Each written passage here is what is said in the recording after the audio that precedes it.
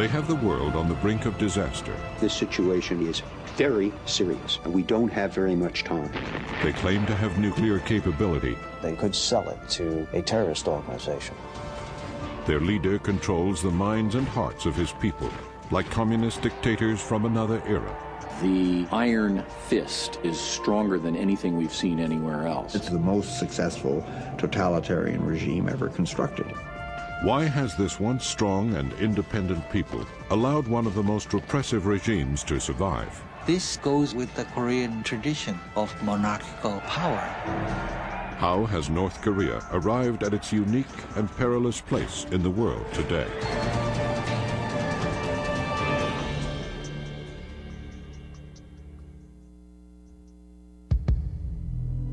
Kim Jong-il, absolute ruler of North Korea, is potentially the most dangerous man in power today.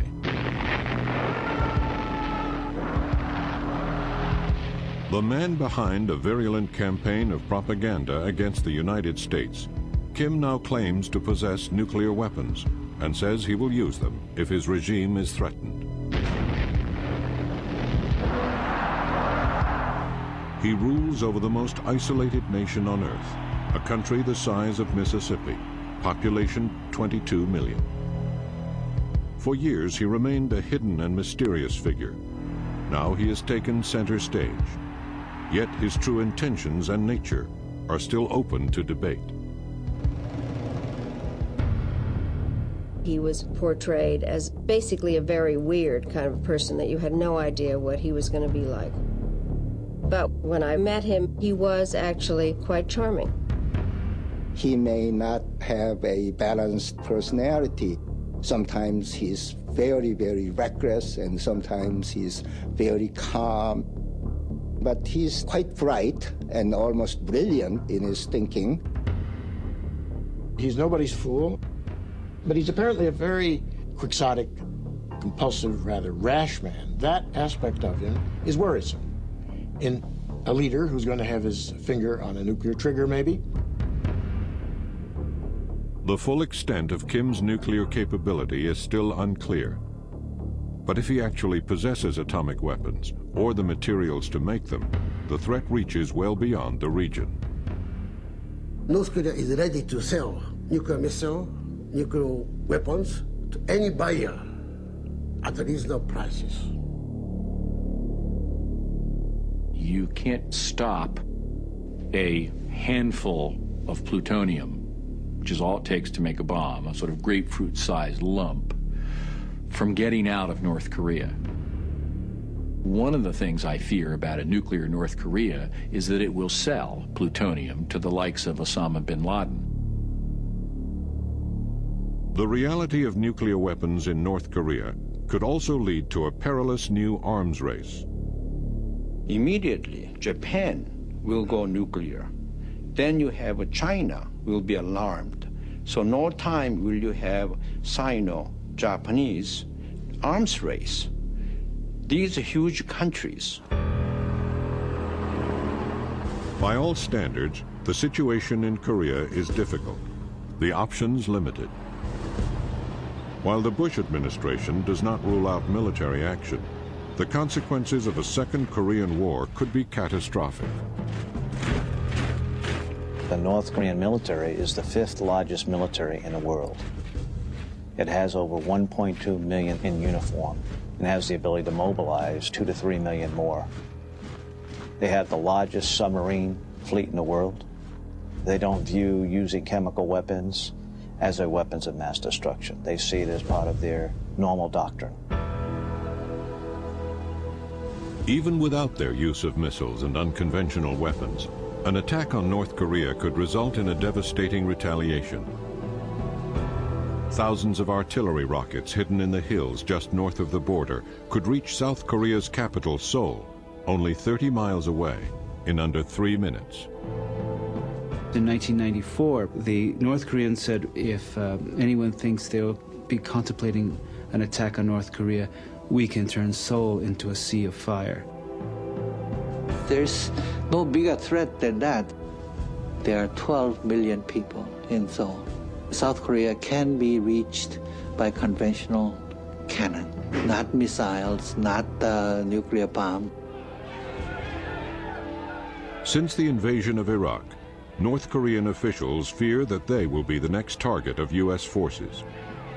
But a crucial element of the American military strategy in Iraq was the expectation of support of the local population. In North Korea, this possibility is highly unlikely. What happened in Baghdad will not happen in North Korea. North Koreans are very well indoctrinated. Despite the enormity of their suffering over the last decade, that included a widespread famine in which more than 1 million people starved to death, the vast majority of North Koreans do not appear to hate their leader. The level of popularity enjoyed by Kim Jong-il is unquestionable. There's no divisiveness within the system. There's no dissension or dissident groups. It would be very difficult for us to replace the regime. Then replace with what? Kim Jong-il has survived into the 21st century, while other old-style communist regimes are long gone. But since its inception, North Korea has always been unique among totalitarian socialist societies. What makes it different, and a key factor in Kim's survival, is his cynical exploitation of deeply rooted cultural traditions to manipulate and control the minds and hearts of his people. The North Korean system that seems so strange to outsiders makes a lot of sense to Koreans because it fits in very well with their traditional worldview, with the history they've come out of and these notions of social hierarchy, reverence for the leader. Those are all things that are reinforced by this cultural identity. To understand how Kim has succeeded in capitalizing on this age-old cultural identity, we must look to the history of the proud and determined people of Korea. For 1,300 years, Korea was a thriving and highly advanced civilization, living in relative peace as an independent and unified nation.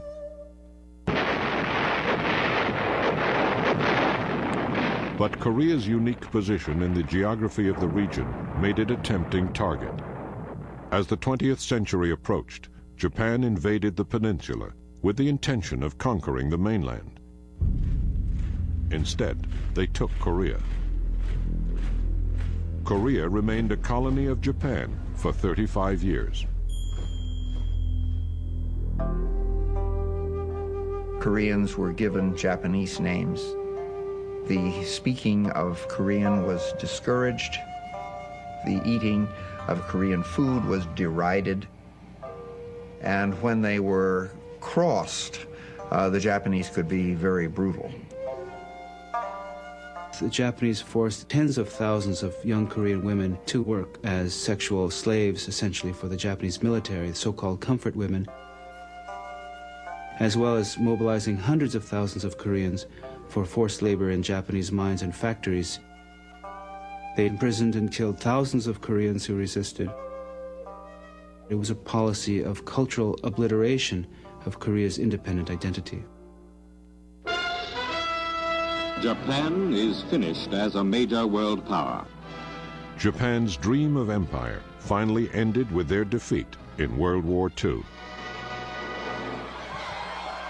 For the first time in over 50 years, Koreans saw hope for their freedom and fully expected to once again become a peaceful, independent nation. But while the United States had extensive plans for post-war Japan, it was almost totally unprepared for what to do with Korea. But Russia was prepared. Just prior to Japan's surrender, Soviet troops swept south deep into Korea. The U.S. had no forces in place to prevent them from occupying the entire peninsula and was frantic for a solution. On August 10th, 1945, there was a meeting of senior leaders of the U.S. government. Around midnight, they sent two colonels, one of whom was Dean Rusk, our future Secretary of State, into another room with instructions to draw a line across the Korean peninsula where the United States would divide occupation duties with the Soviet Union. Mr. Rusk said in his memoirs that he had no preparation for this task, and all he had was a National Geographic map. There was nothing on the map to indicate a natural boundary, so they simply drew a line approximately halfway down the peninsula at the 38th parallel, just north of the capital, Seoul. In the years that followed, this arbitrary border hardened into a barrier, separating families and loved ones from each other. This was a disastrous decision. The Koreans had no input on the country being divided. They were bitterly opposed to this. No Koreans accepted this dividing line as anything permanent, and most wanted to get rid of that line at any cost. One man determined to reunify Korea at any cost is Kim Il-sung, the legendary father of Kim Jong-il. Chosen by Soviet Premier Joseph Stalin to lead North Korea, he will become like a god to his people. But his dream of reunifying his country will result in a devastating catastrophe.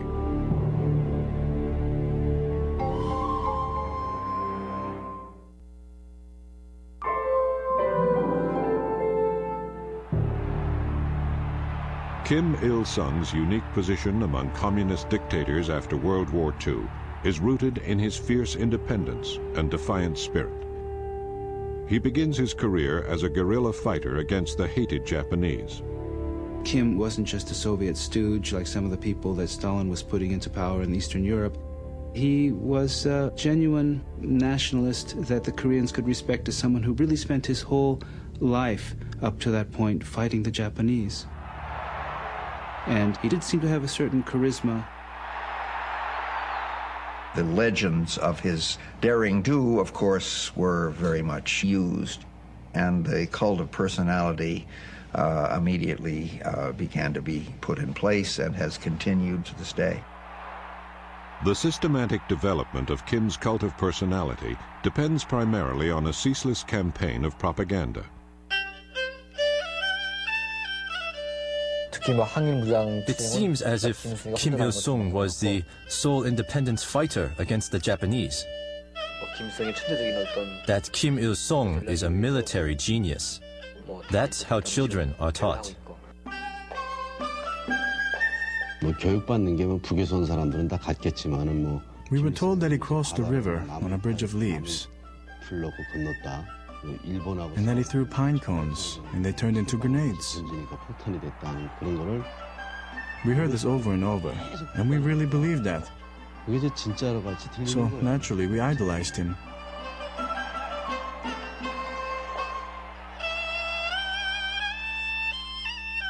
The idolization of Kim Il-sung goes beyond the usual barrage of half-truths and hyperbole.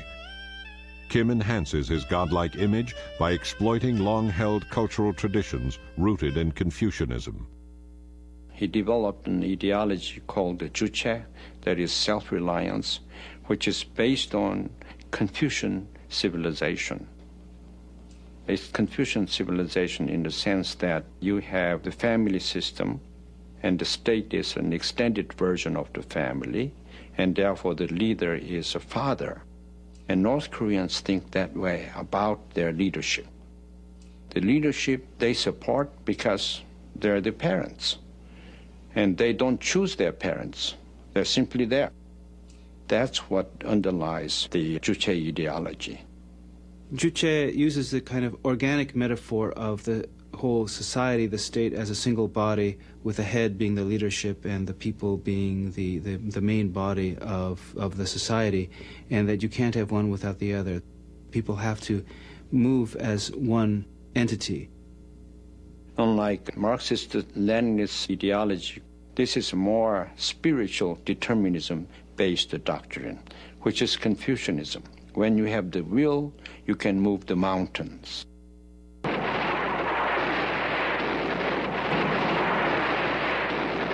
On June 25, 1950, Kim Il-sung launches a massive invasion of South Korea. In Northeast Asia, the latest hotspot in the Cold War, Almost all analysts in the United States thought that it was Joseph Stalin who told Kim Il-sung to go conquer South Korea. Russian-controlled North Koreans with typical red disregard for international decency, invading their fellow countrymen to the south. That was the official script.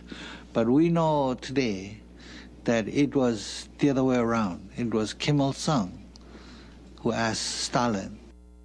Stalin didn't like this idea at first because he didn't want to provoke the Americans. He didn't want to trigger World War III over Korea, which was not that important to him compared to Europe. Eventually, Kim convinced Stalin that they could get away with this. Kim predicts that the conquest of South Korea will take only 30 days. The war drags on for more than 3 years.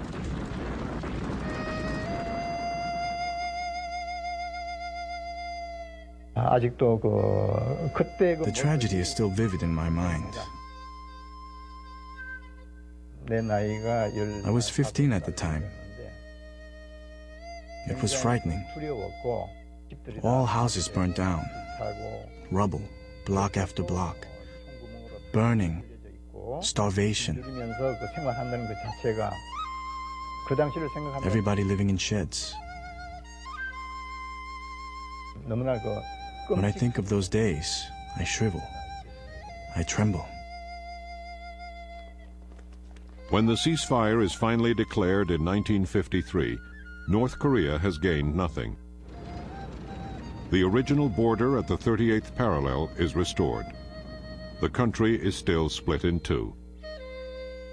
Nearly 400,000 South Koreans have died, 37,000 Americans. North Korea and its ally China have lost 1,400,000. The Soviet Union has suffered virtually no casualties.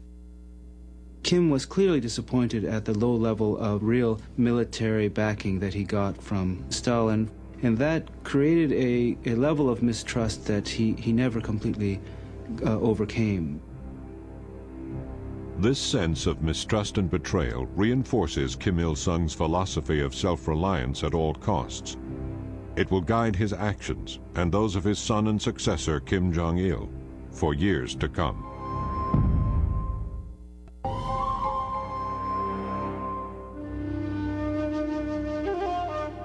Beneath the smiles of Kim Il-sung and the leader of communist China, Mao Zedong, by the 1960s, tensions are brewing. The Chinese wage what they call the Great Cultural Revolution in China, and they come to Korea, and they tell Kim Il-sung that you are a bad communist, you look too fat, and you have so many palaces in the different resort areas, and how can a very frugal communist act in that fashion? Kim Il-sung don't stand for this and kick them out, and recalls the ambassador from China and tell Chinese ambassador to go home. Nobody could tell North Korea what to do. This is the environment in which Kim Il-sung's oldest son, Kim Jong-il, begins his rise to power. His rapid ascension through the ranks culminates in 1980. Kim Il-sung, known to all as Great Leader, officially designates Kim Jong-il as successor. He is now to be known as Dear Leader. Suddenly this myth appears that Kim Jong-il was born on sacred Mount Paektu, a mythical place where the Korean people supposedly originated in the far distant past, and that at the time of his birth, in the middle of February, flowers bloomed, there was a double rainbow in the sky, and the whole world knew that a great new leader had been born. In reality, Kim Jong-il is born in a Russian military camp in the Soviet Union on February 16, 1942. At the end of World War II, he moves with his family to Pyongyang, the new capital of North Korea. Little is known about Kim Jong-il's early life. His first job, at age 22, is in the propaganda section of the party. He made propaganda films, he made musicals, he staged plays. So he's naturally get involved with the actresses. He's been called a playboy, and he likes the women, and he likes to drink, and all the what artists enjoy that he really enjoys. He particularly likes certain genres of films, such as horror films, including the Friday the 13th series, Elizabeth Taylor films, and westerns. At some stage, he decided that the actresses and actors in North Korea were not very good. And so he said, I would like to have Miss Chae, who is one of the more noted actresses in South Korea, here to make movies. And so they kidnapped her. In 1978, Chae Yoon-hee is kidnapped by North Korean agents. When she arrives in North Korea, she is greeted by the dear leader himself. There was a voice. Welcome to North Korea. I am Kim Jong-il. I felt I was now to be killed. I felt as if all my blood fell down to my feet. 6 months later, Miss Chae's husband, the renowned film director Shin Sang-ok, is also kidnapped. Over the next 3 years, they are forced to make films for Kim Jong-il, including a North Korean version of Godzilla. We had money and all kinds of conveniences, but we didn't have freedom. I was 60 then. I couldn't die there. Shin and Chae eventually escape, but the practice of kidnapping becomes an integral part of Kim's strategy for destabilizing his enemies. Between 1977 and 1983, several Japanese citizens vanish without a trace. The North Koreans said we needed Japanese role models so that we could learn from them how to behave like Japanese and how to sound like Japanese when we spoke. The purpose is for North Korean agents to pose as Japanese, thus providing cover and deniability while engaging in acts of sabotage against South Korea. By the mid-1980s, South Korea is the model of a modern capitalist nation. Its booming economy is a constant source of resentment to Kim, whose own economy is on the brink of disaster. Adding insult to injury, Seoul is internationally recognized as a world-class city when it is designated as host of the 1988 Olympics. Determined to intimidate participants and disrupt the Games, North Korea turns to its strategy of abduction and sabotage to perpetrate an act of terrorism, allegedly at the direction of Kim Jong-il. Just disappeared. In 1987, 2 North Korean agents posing as Japanese tourists plant a bomb on board a Korean Airlines flight headed to Seoul. Soon after they deplane at a stopover, the bomb explodes, killing 115 people. The capture of 25-year-old Kim Hyun-hee is a sensation. When asked why she did it, Kim Hyun-hee claims that she was brainwashed from early childhood to worship and obey the great and dear leaders of North Korea. To many, this sounds far-fetched. But to those who have experienced North Korea's system of indoctrination, it has the ring of truth. 어렸을 때 진짜 유치원 때부터 그런 걸 배워요. 이렇게 In kindergarten, we start learning about Kim Jong-il and Kim Il-sung's birthdays. On those days, they give candies and other gifts, and there are portraits of them. And then we bow in front of them and say, "Thank you, General Kim Il-sung." And then we take the gifts. 미국은 늑대. As I grew up, we learned that the U.S. is the American imperialist wolf. We were taught that American missionaries came to Korea, and they committed all kinds of barbarous acts. And so if somebody stole an apple, then the missionaries caught the child and then burned on his forehead the word thief with acid. So people in North Korea think Americans are cannibals. And young children, when they learn this stuff, they think it's real history. I didn't know anything about the outside world. I thought North Korea was the best place in the whole world, a paradise. If you are brainwashed into thinking that you are living in the world's best country and you have no alternative sources of information, then it is much more possible for the dictator to control you. What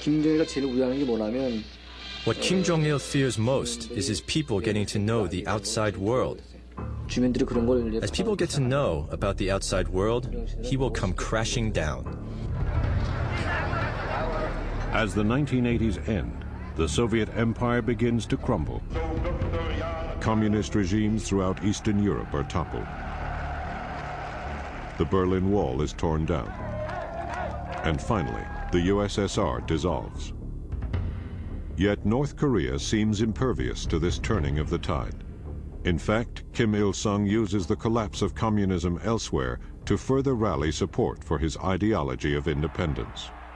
The North Koreans did not see Kim Il-sung as repressive. He was always held up as the heroic leader who was fending off these evil influences from outside, and that only by supporting him fully could the North Koreans win full independence.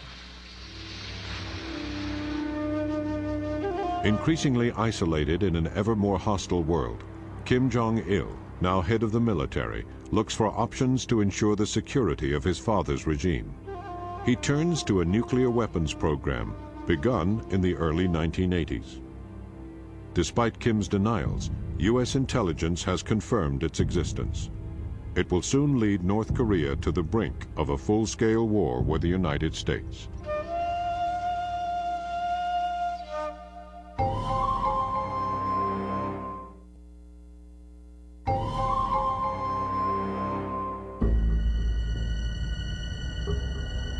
On the morning of June 16, 1994, President Bill Clinton calls together his top advisors for what amounts to a war council.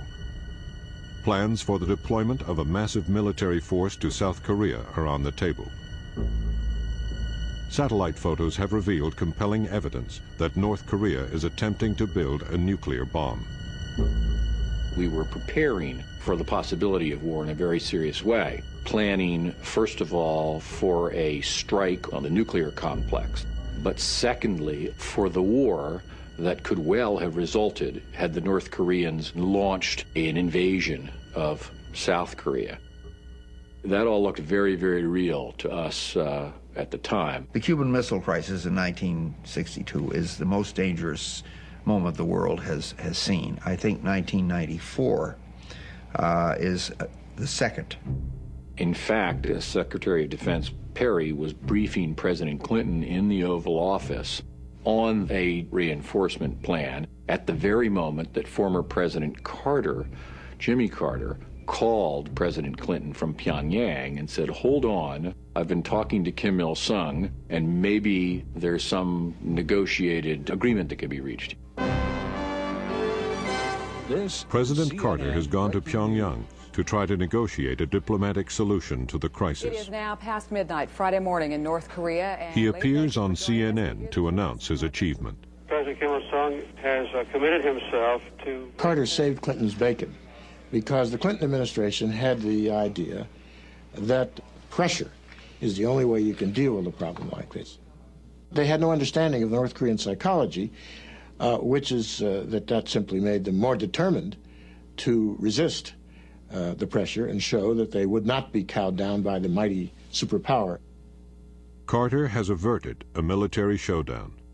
In exchange for oil and other sources of energy and the eventual normalization of relations with the United States, the North Koreans agreed to freeze their nuclear program. But while the terms of the agreement are being negotiated, an unexpected event rocks North Korea. Kim Il-sung suddenly dies of a heart attack. The shock is felt even by those aware of his abuses who have escaped to the south. When Kim Il-sung died, I wept. I really mourned. He couldn't believe it. He seemed immortal. Many died from excessive mourning and weeping.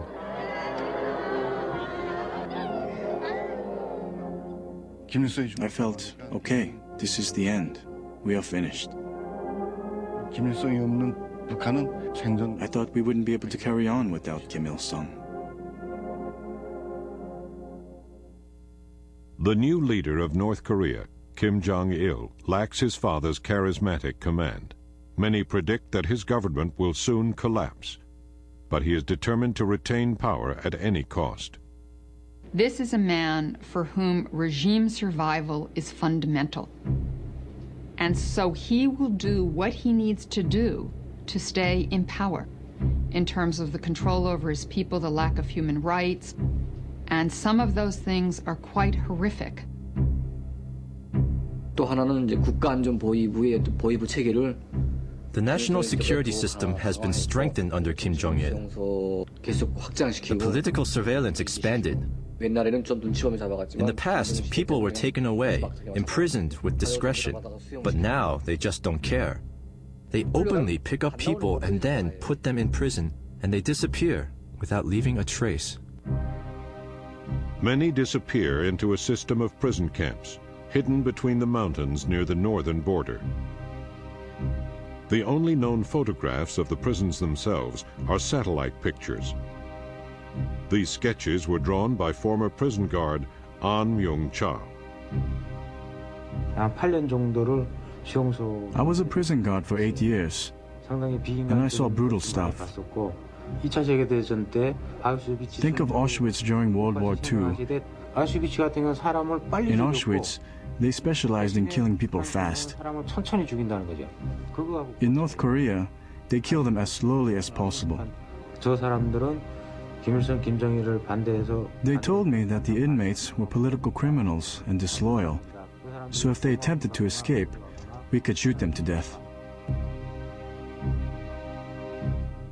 In 1994, An learns that his father has been overheard criticizing Kim Il-sung. He knows he will have to escape North Korea or face dire consequences. I had done nothing wrong. My father was branded as a traitor, and then he was killed. My mother was also accused of being a traitor and put in prison. My brother was killed too. So I had to escape somehow, even if that meant death. The Duman River marks the border between North Korea and China. It is patrolled by North Korean agents who often shoot to kill people trying to escape. After several attempts, An makes it safely to the other side. Others are not so fortunate. Despite the risks, by the mid-90s, an increasing number of people attempt to flee North Korea, not only because of the growing repression, but primarily because of the country's ever-deepening economic crisis. They're in economic trouble, partly because they don't run their economy very well. But by the mid-90s, you then have a series of natural disasters, floods, etc., that lead to serious famine.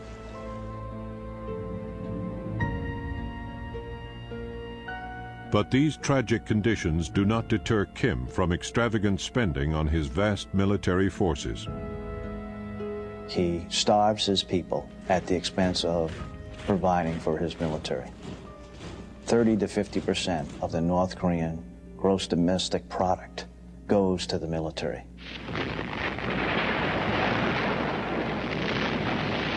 In 1998, North Korea launched a rocket over Japan. It created a huge outcry, not only because it went over Japan, but because, unbeknownst to our analysts in advance, it turned out to be a three-stage rocket.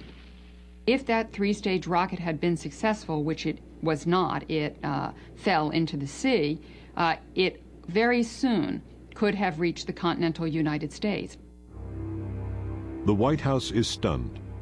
The hope for a peaceful progression in relations has collapsed on both sides. When North Korea made its nuclear freeze agreement with the U.S. in 1994, we got up front what we wanted. They stopped their nuclear program that could have made 30 nuclear weapons a year in a very short time if it had not been stopped. So they felt they'd given up quite a lot. They got promises. After this agreement was concluded in 1994, the Republicans take over Congress. Clinton faces real opposition to this agreement he's just concluded. You softy, you've just given away the store to North Korea. So Clinton just didn't carry out most of this agreement. And many people in the Clinton administration thought, well, North Korea will collapse anyway. We don't have to carry it out. In the meanwhile, the military men in North Korea are going to Kim Jong-il and saying, you sucker, you've been conned. When Kim launches his long-range missile, Clinton is compelled to rethink U.S. policy towards North Korea. Following South Korea's lead of dialogue with the North, in October 2000, the president sends his Secretary of State, Madeleine Albright, to Pyongyang for direct talks with Kim Jong-il. I went having been briefed on what kind of a weirdo he was from our own people. He was portrayed as reclusive-like, with many girlfriends and watching porno movies, and basically a very weird kind of person that you had no idea what he was going to be like. So, do you spend the pleasant time there? He was actually quite charming. While I knew all the terrible things that he had done, I could at least make the distinction that he wasn't crazy. He was very, very well prepared, responded without notes, was not only respectful, but also interested in what I had to say. The talks with Secretary Albright lead to a remarkable breakthrough. Kim Jong-il puts his missile program on the table. He offers to end all exports of ballistic missiles. He offers to freeze the production, deployment, and testing of all ballistic missiles with a range of 300 miles or more. This was extraordinary. It was indeed a moment of great hope. There was a possibility Kim Jong-il was finally going to enter the community of nations, perhaps hesitantly, but ultimately to really create the final peace and stability that might replace the armistice of 50 years that had been put in place at the end of the Korean War. It was a hopeful set of cards that we left on the table. I think it was a big surprise to everybody when the Bush administration decided not to pick up that hand of cards. The newly elected President Bush has grave concerns that Kim Jong-il cannot be trusted. North Korea is a regime arming with missiles and weapons of mass destruction. States like these and their terrorist allies constitute an axis of evil. Bush's strong words are met by an increasingly defiant Kim Jong-il. North Korea's seeming determination to become a nuclear power will lead to an ever-escalating confrontation with the United States.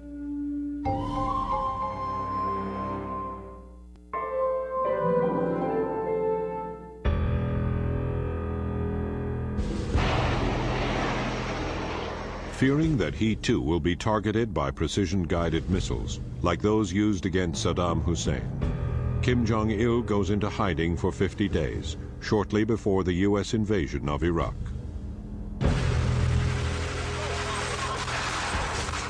Kim's disappearance also coincides with the annual U.S.-South Korean joint military exercises.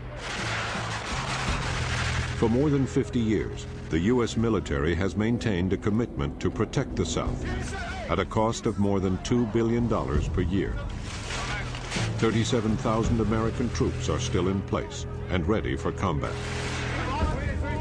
If I were North Koreans, I would worry too. We know today the Americans have a 5-stage attack plan on North Korea. They are scared of us. They've been scared of us throughout the Cold War. And now, during the Bush period, they've become really scared again. People say, well, are you willing to talk to North Korea? Of course we are. But what this nation won't do is be blackmailed. President Bush has stated that any direct talks prior to North Korea's halting of its nuclear program are blackmail, the rewarding of bad behavior. If that remains the U.S. posture, I think we're headed for a train wreck. I think it will be very difficult to prevent North Korea from going ahead with a nuclear weapons program. But many believe that Kim's true intention is to bargain away his nuclear program in exchange for normal relations with the West and a guarantee his regime will survive. Deep down, the honest feeling on the part of top leadership, in my assessment, is that they like to have a situation where they don't need to pursue nuclear weapons. I'm absolutely sure if we provide a security assurance, they will have an incentive to do away with their nuclear programs. In April 2003, U.S. and North Korean officials meet in China to try to resolve the nuclear issue. The meeting ends badly, cut short when North Korea announces that they now possess atomic weapons. Though still unverified, the assertion adds new urgency to the debate within the Bush administration on how to proceed. There are no easy options. The administration has not yet figured out what they're going to do about North Korea. If we're going to try to talk North Korea out of nuclear weapons, we have to be able to say, if you satisfy us on the nuclear weapons issue, we will otherwise leave you alone. That might not work, but that has to be phase one. If that doesn't work, then we need to move on to other options, including the military option, which we shouldn't take off the table. Stakes are too high. This is too serious a matter. We have to be able to risk war. Short of war, a naval blockade of all goods entering and leaving North Korea is being considered. But the risks are enormous, especially to South Korea, which remains extremely vulnerable. In May 2003, North Korean officials stated, "The South will sustain an unspeakable disaster if it turns to confrontation." Ironically, the new president of South Korea, Roh Moo-hyun, is less worried about threats from Kim Jong-il than the possibility that the Bush government's hawkish policies will trigger a military strike by North Korea. President Roh was elected on a platform of engagement and cooperation with the North and eventual reunification. Kim Jong-il has stated that he too shares the goal of a reunified Korea. The question is, under what terms? A totalitarian socialist regime ruled by Kim? Those with ties to North Korea's leaders deny that that's Kim's intention. The North Korean idea of reunification is not a socialist system. People think of Kim Jong as a socialist first. He's a national first. Yeah. His first priority is survival of the Korean nation as one nation. Yeah. That means the North and South Korea coming together under umbrella of confederation. Political, economic system are kept intact. But for all his promising assurances, Kim has proved to be difficult to trust. His violation of agreements in the past has led to profound doubts about his true ambitions, and not only by the Bush administration. Many South Koreans are equally skeptical. Their pain-filled memories of the last time North Korea attempted to reunify the nation are deeply felt. I always say the Korean unification will not come until the Korean War generations all die. Because it was a fratricidal war, brothers killing brothers, families killing families. Reconciliation of these people is not easy. The Korean Peninsula will be reunified someday, long after I'm gone. I think the best way is the solution by the Almighty, that the South Korean people who remember the war, they should die before the reunification can come.